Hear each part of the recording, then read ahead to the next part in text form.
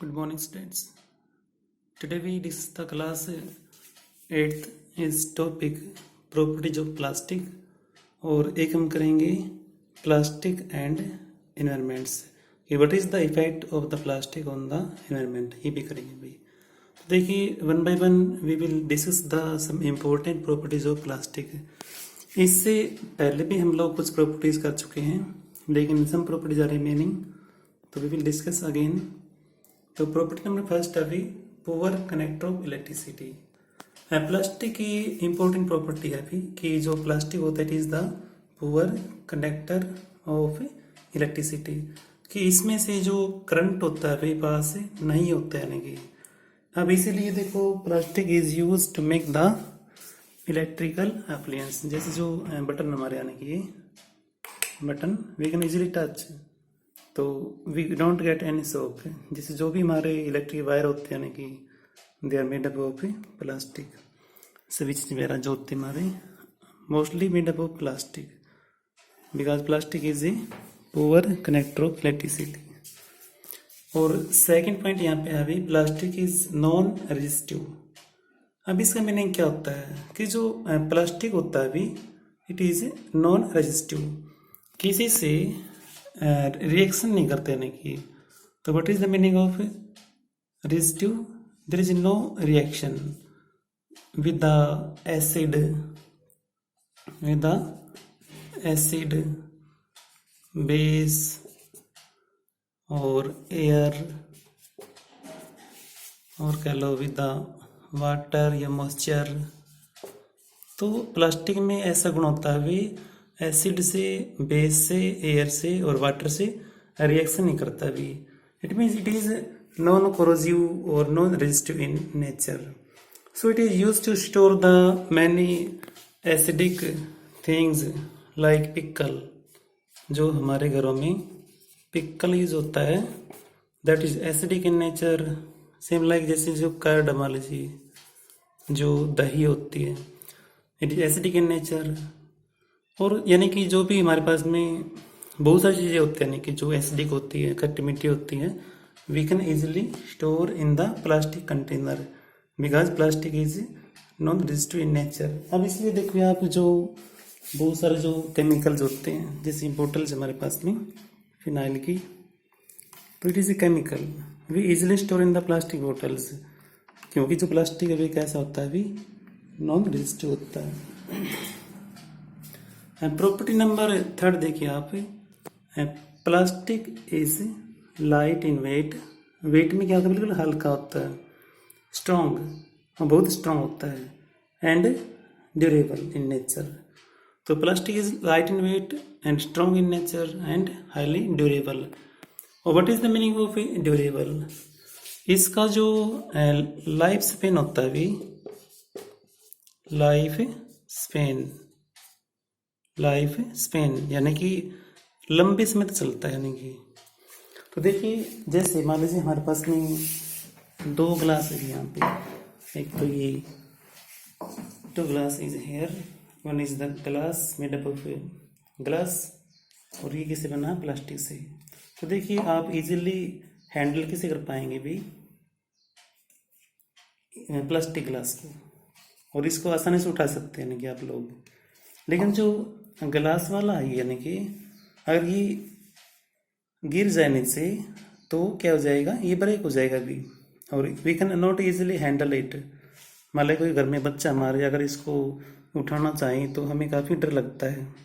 लेकिन जो ग्लास हमारे प्लास्टिक वाले होते हैं no problem, we can easily handle it. और प्लास्टिक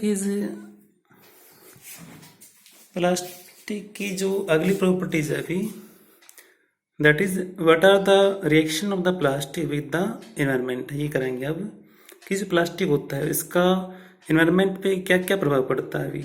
तो देखिए बेस्ड ऑन द डिग्रेडेबिलिटी प्रोसेस।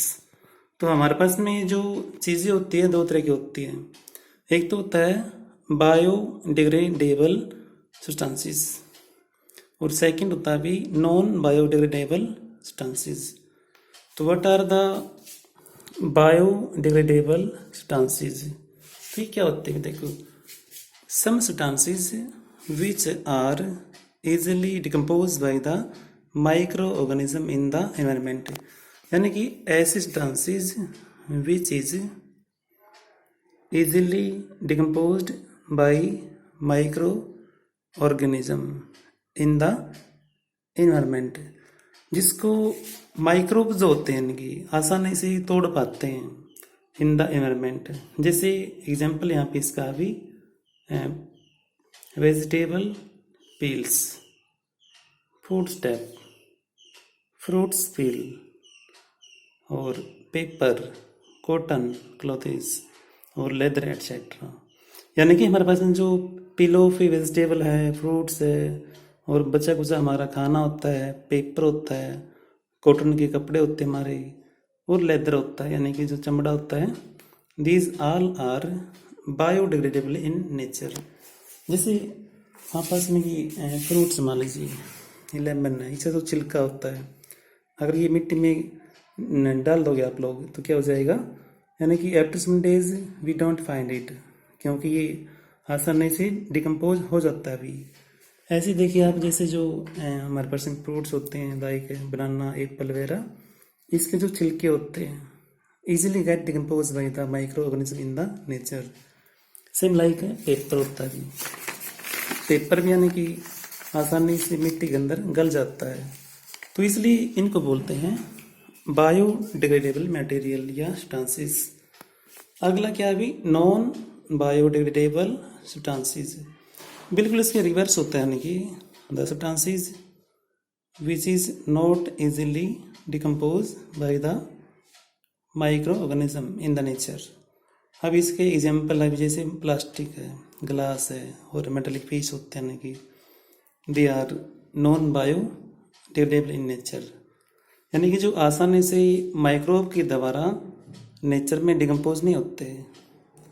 अब जैसे ये मान लीजिए हमारे पास में एक ये फूड का रैपर है, it is made up of plastic, और ये ग्लास होता है, जैसे सेम ग्लास भी कैसा होता है, नॉन बायो डिग्रेडेबल होते हैं ना कि। और जो हमारे पास में मेटालिक के ऑब्जेक्ट्स होते हैं, जैसे it is the piece of aluminium, ठीक है ना, ये भी कैसा होता है, नॉन बायोडिग्रेडेबल होता है नेचर का। और एक लास्ट पॉइंट यहाँ पे है भी,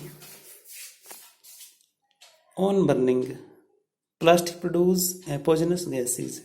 अगर आप लोग प्लास्टिक को बर्न कर दोगे तो क्या हो जाएगा, इससे बहुत सारी पॉइजनस गैसें निकलती है, और these gases pollute our environment. तो उससे क्या हो जाएगा, हमारा जो एनवायरमेंटल है दैट कोस्ट पोल्यूटेड, यानी कि उससे हमारा जो पोल्यूशन हो जाएगा अभी। तो burning of plastic produce the environmental pollution. तो these are the some bad effect of plastic. It is non-biodegradable in nature. On burning, it produce the harmful gases, or it has some properties. Based upon these properties, we will use it. It is poor conductor of electricity, so it is used to make the electric wires, electric devices. It is non-resistive in nature, so we will put any object which are acidic or basic in nature. Plastic is light and strong, हल्का होता है, strong होता है, और highly durable in nature, so we will use it easily. तो these are the some points about the plastic. I hope you will understand. Thank you, have a nice day.